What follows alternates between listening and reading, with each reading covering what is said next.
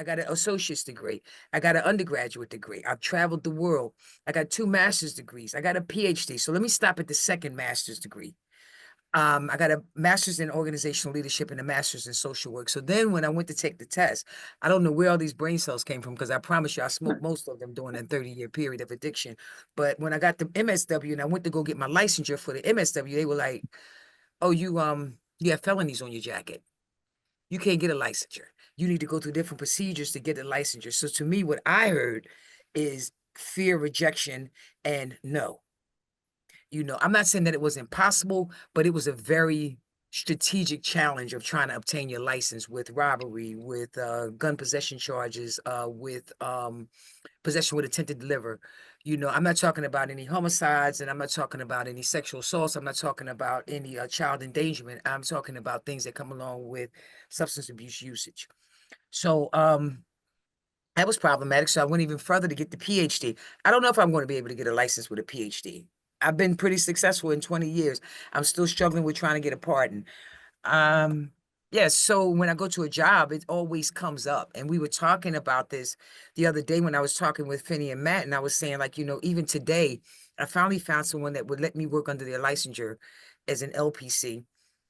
And so I can get at least an LPC because most of our funding say you have to have a licensed practitioner. Now I have a private practice, but so I finally found someone to let me work under the licensure. I was saying that the challenge, the fears that come up with moving forward to even fill out the application for the licensure. Now, listen, I am outspoken. I think I'm pretty assertive, but those paralyzing fears have almost stopped me from completing the application for the licensure. I've been working under this licensure practice for 6 months, but I don't understand that until I get right in front of it.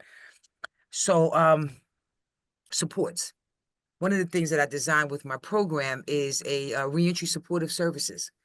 The other thing that we designed with Women Beyond Borders is that with everything, with all of my fears, I still keep pushing forward. I go inside the jail and I do planning inside the jail. I meet with people where they are. I do parenting with men, parenting with the women. I work with trans folks. I work with LGBTQ folks. And then we have a wraparound reentry supportive services. And we just don't stop with, hey, listen, get a job. We're like, some of the barriers that are coming up, like persons that literacy issues.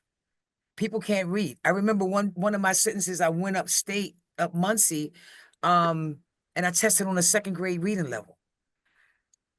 Was I unable to read? I thought I could read, but substance abuse and induced mental health conditioning had proven otherwise based on testing.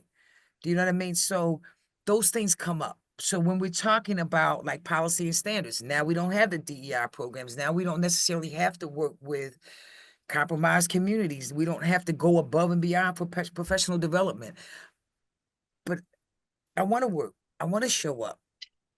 I'm committed to showing up. In fact, when we were upstate, we had to go to work every day or we would be locked in ourselves. We were some of the best workers and we work hard because we're overachievers, because we've done so much damage in life that all we want to do is just have another chance. So, and we deserve to be paid for that. We don't deserve to be underpaid at a minimum wage.